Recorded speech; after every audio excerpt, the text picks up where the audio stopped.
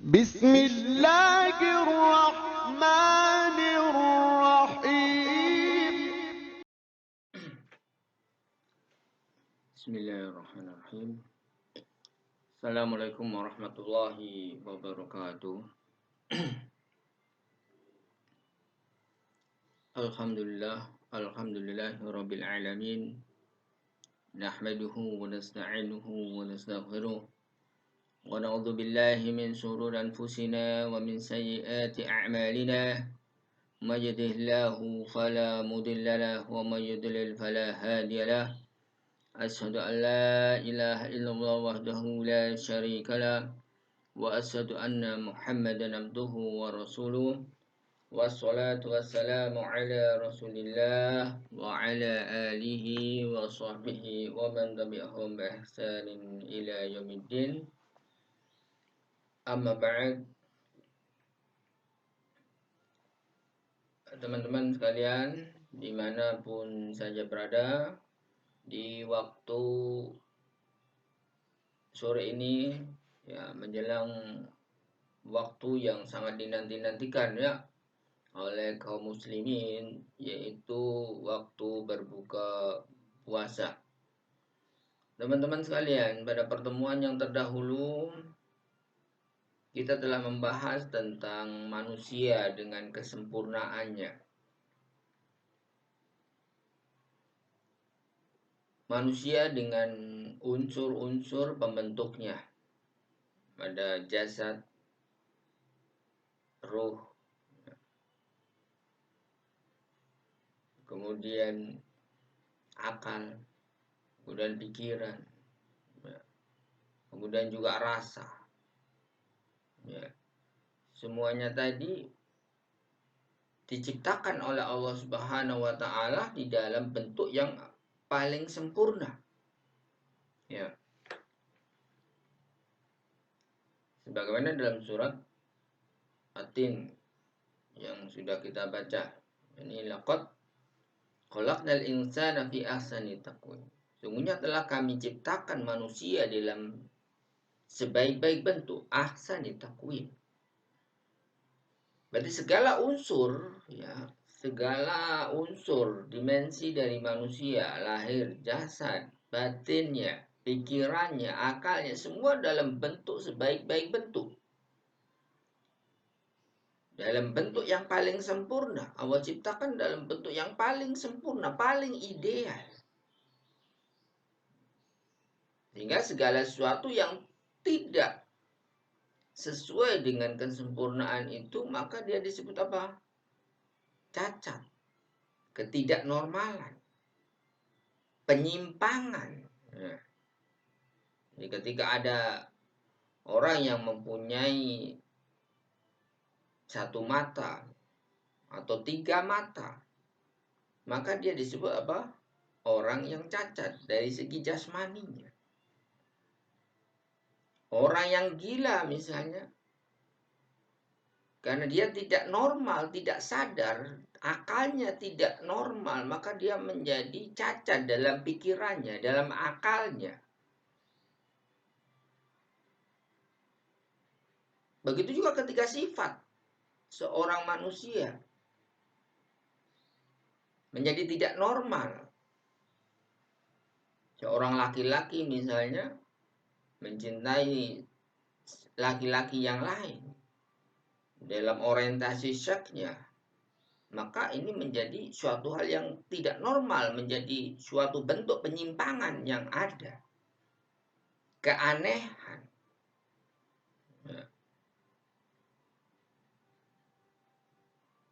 Sehingga segala sesuatu dari elemen-elemen tadi yang menjadi keluar dari kesempurnaan, keluar dari kenormalan, keluar dari fitrahnya.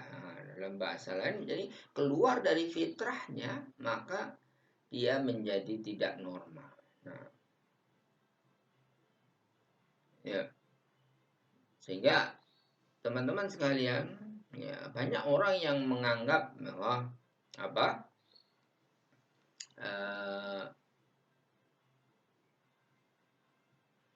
Perbedaan orientasi seks misalnya Laki-laki gay, perilaku gay, perilaku lesbian. Ini dianggap suatu hal yang normal. Ya.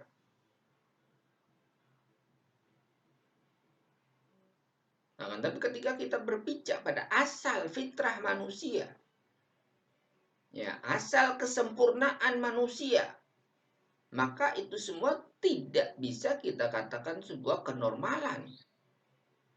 Tapi itu menjadi sebuah ketidaknormalan, keanehan, kenyelenehan. Ya. Karena keluar dari kesempurnaan yang Allah ciptakan. Ya.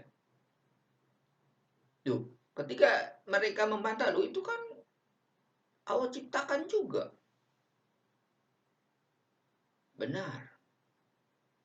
Allah menciptakan kebenaran dan kezaliman.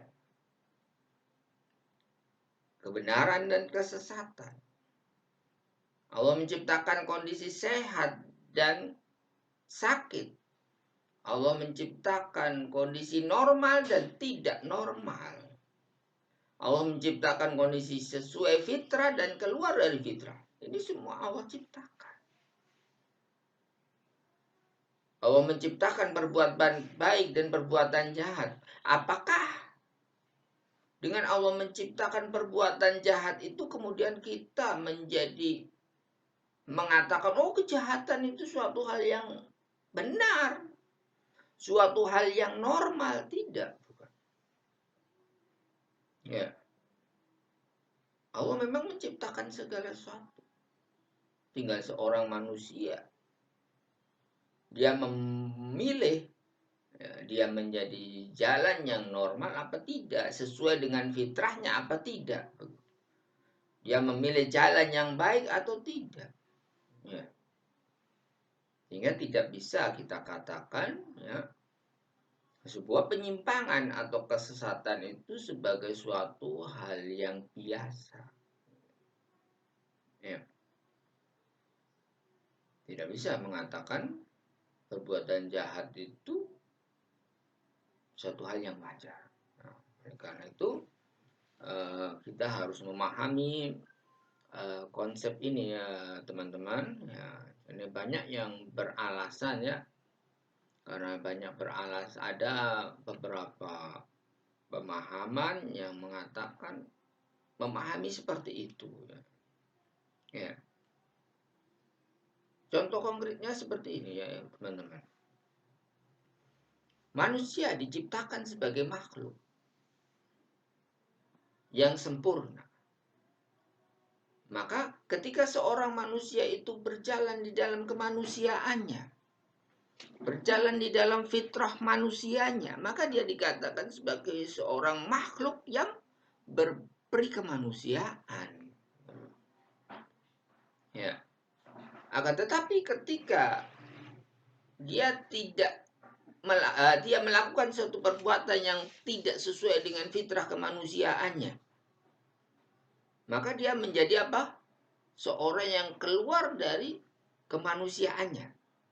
Ya, misalnya manusia diberi fitrah oleh Allah Subhanahu wa taala untuk apa? Untuk menutup auratnya, untuk berpakaian menutup auratnya. Maka dia sesuai dengan kemanusiaannya. Ya. Tapi ketika manusia dia menjadi orang yang misalnya menganut faham nudis misalnya, ya, naturalisme, ya, kembali ke alam dengan alasan bahwa manusia itu asalnya tidak berpakaian, Adam itu asalnya tidak berpakaian, sehingga ketika seorang tidak berpakaian dia menjadi sesuai dengan fitrahnya. Tidak seperti itu ya. Berarti orang yang menganut pemahaman naturalisme ini berarti dia tidak sesuai dengan kemanusiaannya. Kenapa? Karena Allah, Adam ketika keluar dari surga, dia menjadi tidak berpakaian. maka kemudian terbuka auratnya, dia berusaha menutupinya, tidak berusaha untuk tidak menutupinya. Nah, ini salah paham, berarti salah dalam memahami apa itu alami atau apa itu natural. Natural bukan berarti mengindahkan sisi kemanusiaan. Nah, ya. Berarti orang yang tidak berpakaian sekarang misalnya menganut aliran nudisme atau naturalisme, ini tidak sesuai dengan kemanusiaan sesungguhnya. Ya. Karena fitrah dari manusia itu ingin menutupi auratnya. Tapi ini malah dia memperlihatkan auratnya. Ya. Atau ketika kita balik misalnya, sapi adalah sebuah makhluk, sebuah binatang yang sempurna dengan kesapiannya, begitu kan? Ya, ya, sapi dia sempurna dengan kesapiannya ketika apa? Ketika sapi itu tidak berpakaian, benar kan? Ya. Karena memang sapi fitrahnya itu tidak berpakaian, tidak perlu berpakaian. Tapi kemudian kita memberikan pakaian kepadanya, celana misalnya, sarung, kerudung misalnya, hijab kepada sapi. Maka apakah kemudian menjadi sapi itu tetap dia berada dalam sisi kehewanannya? Tidak. Dia malah justru keluar dari sisi kehewanannya karena menjadi apa? Tidak normal, sapi yang tidak normal, gitu kan? Sapi yang nyeleneh ketika dia keluar dari sisi kehewanannya tadi. Tidak sapi yang berpakaian itu menjadi sapi yang menjadi apa? Sapi yang islami misalnya. Sapi yang menutup aurat, sapi yang berjiwa wali misalnya. Tidak. Tapi sapi yang dia malah keluar dari fitrah kesapiannya. Ya. Sehingga tidak bisa sapi yang seperti itu kita sebut sebagai sapi yang beradab. Ya. Jadi kebalikan dari manusia tadi, kan? Ya. Itu tidak bisa seperti itu. Jadi kalau ketika Allah Subhanahu wa taala telah menciptakan dalam kondisi yang terbaik, manusia berpakaian dalam kondisi yang terbaiknya, sapi tidak berpakaian itu dalam kondisi yang terbaik bagi sapi itu. Ayam tidak berpakaian adalah kondisi yang terbaik bagi ayam itu. Sehingga yang keluar dari kondisi yang terbaiknya itu akan menjadikan dia keluar dari fitrahnya, keluar dari kemanusiaannya, keluar dari kesapiannya, keluar dari keayamannya, dan keluar dari berbagai jenis nama yang lain. Ya. Bahkan ketika seorang malaikat, ya, dia ingin menjadi manusia, ya, maka dia menjadi seorang malaikat yang apa? Yang keluar dari fitrah kemalaikatannya. Karena kemudian dia diberi nafsu ketika dia masuk dalam dimensi manusia, ya. Maka keluar dari fitrah kemalaikatannya. Inilah teman-teman sekalian, ya, bahwa manusia itu diciptakan dalam kondisi yang paling sempurna dalam segala hal, ya, baik dari jasmaninya, rohaninya, ya, pikirannya, rasanya, dan yang lainnya. Sehingga dengan kondisi kesempurnaan itulah Allah Subhanahu wa taala turunkan manusia ke muka bumi. Ya. Bukan malaikat yang diturunkan ke muka bumi menjadi khalifatul fil ardh. Ya, menjadi khalifah di muka bumi, bukan malaikat, bukan pula jin. Tapi Allah jadikan manusia sebagai khalifah di muka bumi. Allah pilih manusia dengan sebaik-baik bentuknya tadi sebagai khalifah di muka bumi. Bukan makhluk yang lain, bahkan bukan seorang malaikat, bukan golongan malaikat, tidak. Tapi Allah memilih manusia. Sehingga apa? Pasti ketika Allah menurunkan ke muka bumi seorang manusia, jenis manusia ini mempunyai tujuan. Ya. Tidak mungkin Allah menurunkan manusia ke muka bumi ya, dengan tanpa tujuan. Ya. Dan tujuan dari penciptaan manusia ini adalah jelas, begitu kan, sebagaimana disebutkan dalam surat Az-Zariyat ayat 56. Ya, surat 51 ayat 56. Wa ma khalaqtul jinna illa insa illa wa ma khalaqtul jinna wal insa illa liya'budun. Sesungguhnya apa?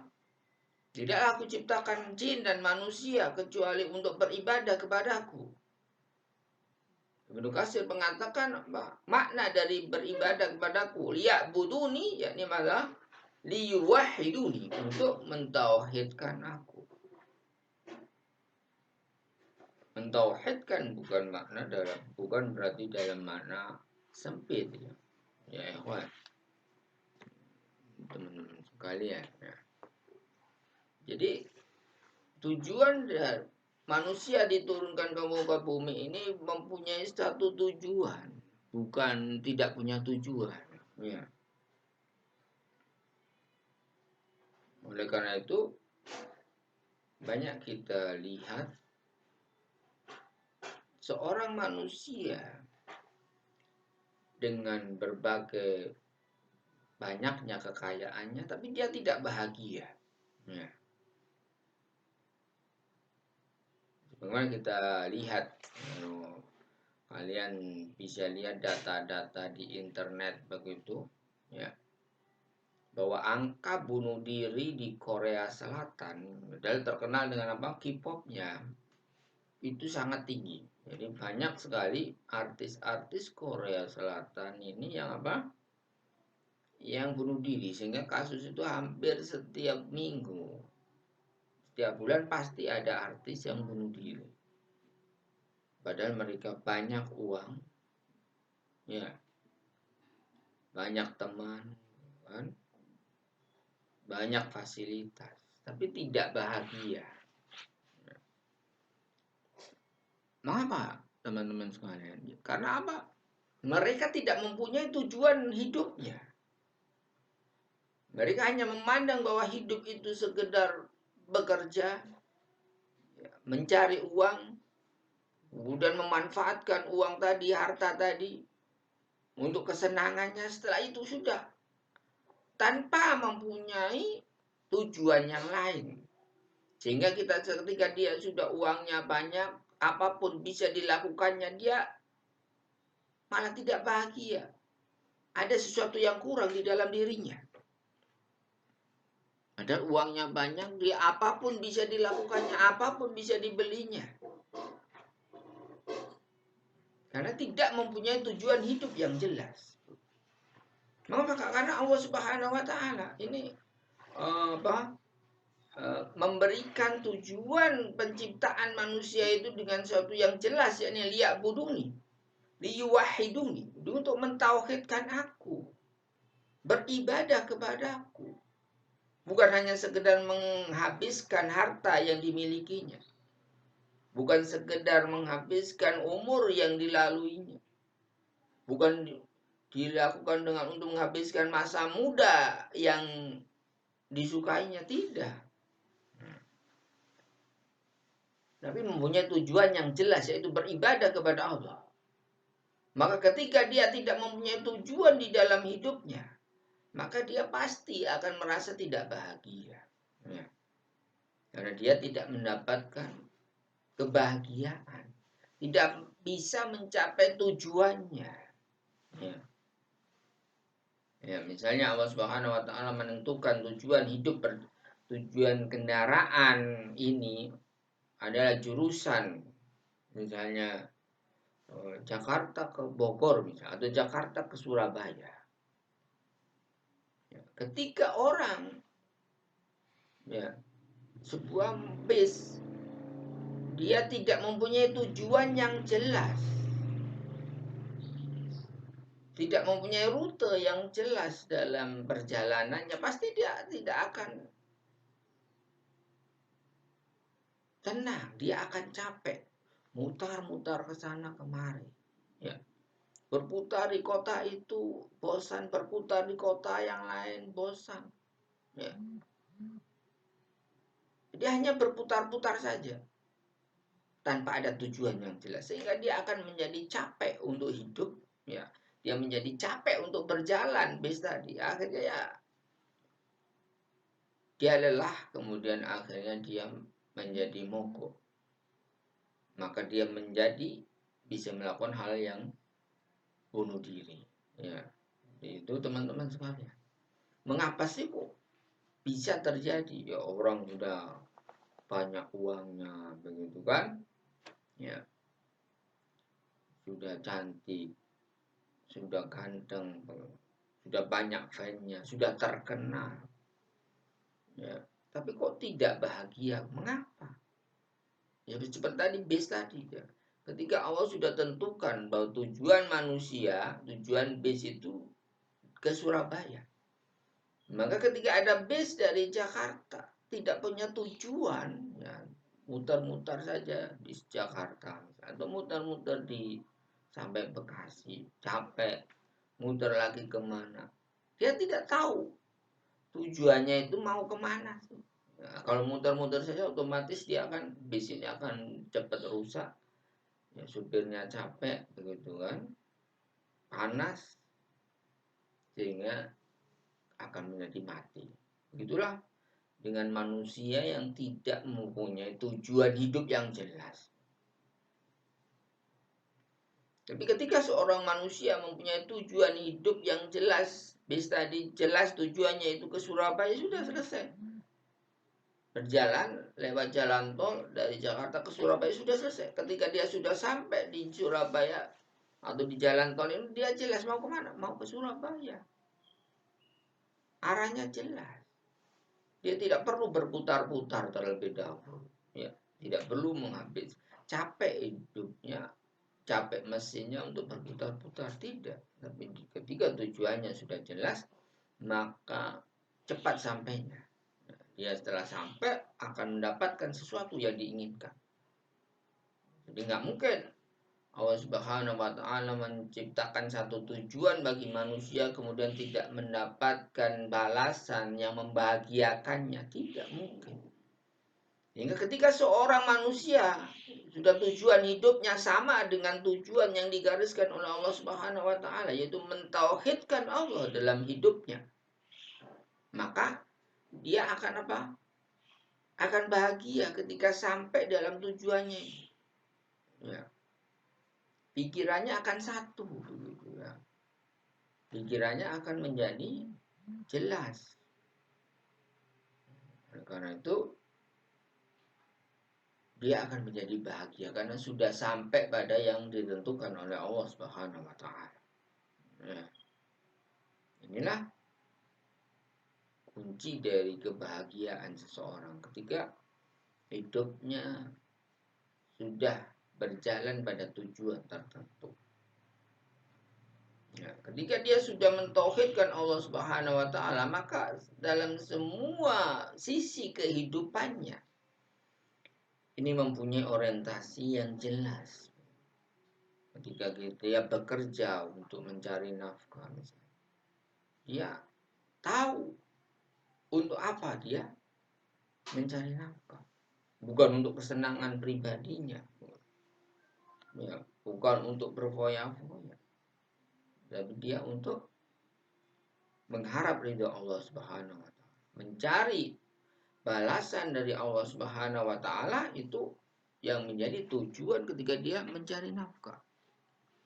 Begitu juga ketika dia membangun sebuah rumah tangga misalnya, apa tujuannya? Membangun rumah tangga bukan hanya untuk mencari pasangan atau untuk mendapatkan anak, tidak. Tapi dalam rangka mentauhidkan Allah Subhanahu wa taala, dalam rangka taat kepada Allah Subhanahu wa taala. Ya. Dalam rangka memaksimalkan potensi yang diberikan oleh Allah Subhanahu wa taala, dalam rangka beribadah kepada Allah. Dalam menegakkan tauhid di dalam keluarga-keluarga itu. Memperbanyak ahli tauhid di dalam keluarga itu. Ya. Maka ini visi yang membedakan dari visi keluarga-keluarga yang lain. Ya. Sehingga mempunyai tujuan yang jelas. Nah. Sehingga teman-teman di sini akan memahami tujuan hidup manusia diciptakan di dunia ini adalah untuk beribadah mentauhidkan Allah di dalam setiap sisi kehidupannya. Ya. Sehingga oleh karena itu apa? Di dalam Islam diberi tuntunan. Ada zikir atau doa yang dibaca mulai bangun tidur sampai tidur kembali. Ketika bangun tidur mengucapkan Alhamdulillahilladzi ahyana ba'da ma amatana. Segala puji bagi Allah yang telah menghidupkan kami setelah mematikan kami. Nah, ini kan berarti ada unsur beribadah kepada Allah, unsur mentauhidkan Allah Subhanahu wa taala. Mengakui bahwa Allah lah yang mematikan dan menghidupkan. Nah, jadi sejak bangun tidur kita sudah diajarkan, sudah dituntun untuk mentauhidkan Allah di dalam kehidupan kita. Ya.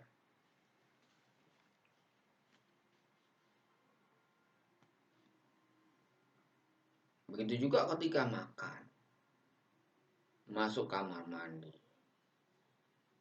setelah makan, keluar dari rumah, mengucapkan bismillah tawakkaltu 'alallahi la haula wala quwata illa billah, menunjukkan bahwa kita mentauhidkan Allah di dalam kehidupan kita.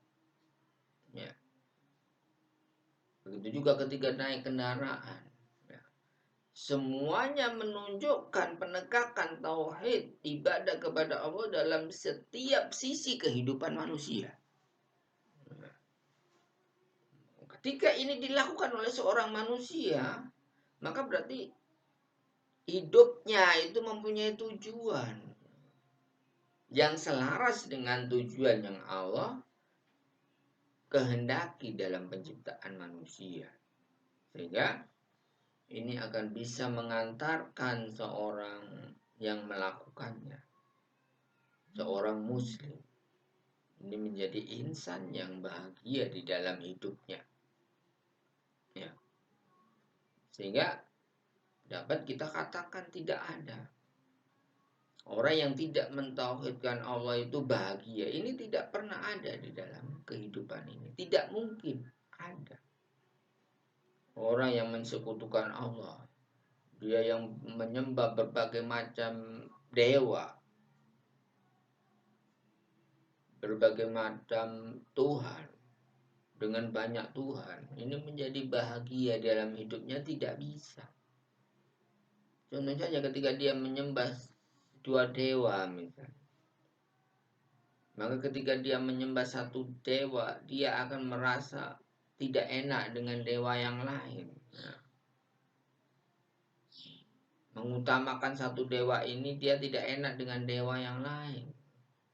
Jadi hidupnya menjadi tidak tenang. Kemana dia harus beribadah yang sebenarnya?